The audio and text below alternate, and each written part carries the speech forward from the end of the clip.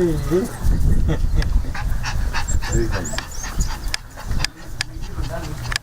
name is Karanja Ngugi. I'm the owner and I also manage a pet village, Nairobi. What we do is we have grooming and boarding and daycare for dogs. Since I was a baby, pretty much, my first dog was Asian. When I was 10 or 11, and that was after doing a lot of convincing. And then you got there, you get a dog.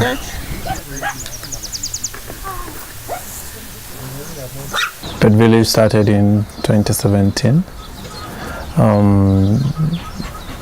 and it was after I worked in another spa in Kitisuru for 4 years, and then the place closed down, so I came and started my own.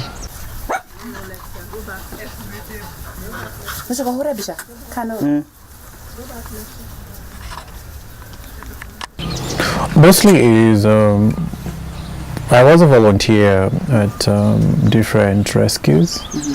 I started in Zimbabwe, where I was as a child, and I used to volunteer. And there was always that headache, like when you travel, where do you leave your dogs? When you travel, I was having my dogs back home, and it was also the challenge, like, you love your dog so much, but you cannot just leave your dog running around. And growing up, you don't get, if you're lucky enough, you get parents who love dogs, but like me, I didn't get that. So it was always a challenge of where to leave your dog. So the motivation started then, and I always wanted to start something of my own where people will not have to go through the same challenge. They can come, leave their dogs with me, they have safe travels, and then they come back and pick up their dog. Try this one. She's tiny. She's tiny. She doesn't even. Most of our clients are mostly in the Westlands area. So talking about Runda, Modaiga, all of those areas. And lately we have gone to the other side of the town. So in Kilimani, Kileleshwa, and those sides. Mostly we target people living in apartment, mostly for daycare and working business. So we pick up their dogs in the morning and then bring them back in the evening. Too much. Mostly the dogs are very energetic. Now they must burn their energy. So you want the dog to be outside the house during the day. So that may be when you come at night from work and you're tired, they can chill and they'll be relaxed. Also, there's also the socialization part of it. You don't want your dog to be bored in the house the whole day. So you want your dog to come and have fun, We do play, we do walks, we go to the river and the valleys, then go to the forest. Sometimes we have a Karura day, where we go to Karura forest and walk and have fun. Mostly it's just making sure the dog actually lives the dog life. Yeah. Mostly there are people doing posters, maybe advertising dog food and everything, so they want a big picture of a dog. So like I have Sketch, who is a model. He has done a couple of shows. Yeah. Yeah. He's done a couple of shows? Yeah. And ads? Yeah, he has done a couple of ads too. No, it's actually I think you have to be into it to understand that dogs are not dogs. Every dog has a different character, a different way of dealing with everything. Like in different situations, like every dog will react differently, and none of these dogs look like the other. If you look keenly, you see some of them has different traits, even though the ones that look exactly like, they would look alike to a person seeing them first time, but once you get to see them, they're different. Yeah, all their names, personality traits, behaviors. You can even tell who is smart and who is struggling. Yeah.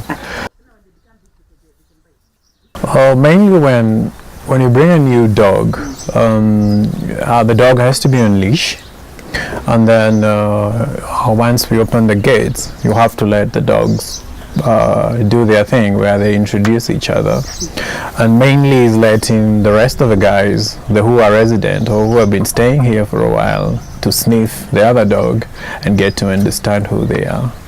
It's just like how humans do. When you meet, you say hello, like, who is this? You ask the other dog, do you know this guy? You know, such. The first thing you do is say hello, which is usually this. You let your dog, you let the dog lick you or smell you. You have your hand, you offer your hand like this, and then after they say hello, you cannot go petting them directly from the back. You have to do the chest first, or down below their chin, because now if you do the top part, now it's like after saying hello to you, I hold you like this. Of course you feel threatened. You notice if you don't say hello to a dog, they'll probably ignore you, or they will be barking at you because they don't understand. Oh, so basically, from Westlands, Kilimani, Spring Valley. Of course, when you meet an aggressive dog, you're not supposed to run. Everybody knows that. You're supposed to be full of courage. You know, yeah. If you do that, you're dead. So you just stand straight and be full of courage. Leave the next woman.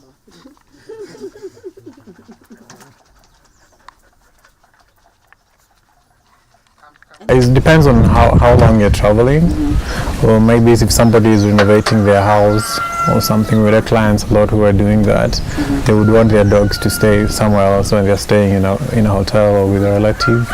So they bring them to us and they stay with us. Yeah, so it depends entirely on the client. We have long-term boarders and we have short-term boarders, and those who are going out on a weekend and they don't want the dogs to be bored at home, they bring them, we stay with them over the weekend. To get bored. I've seen London over that.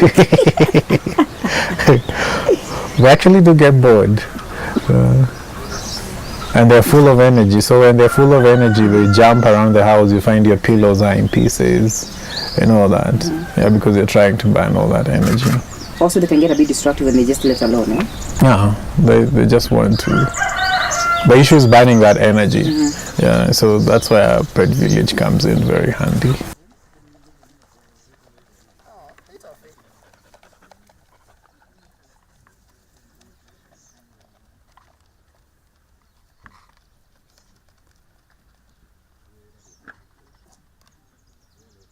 Harper, come. Come, guys. Come. Yes. There we go.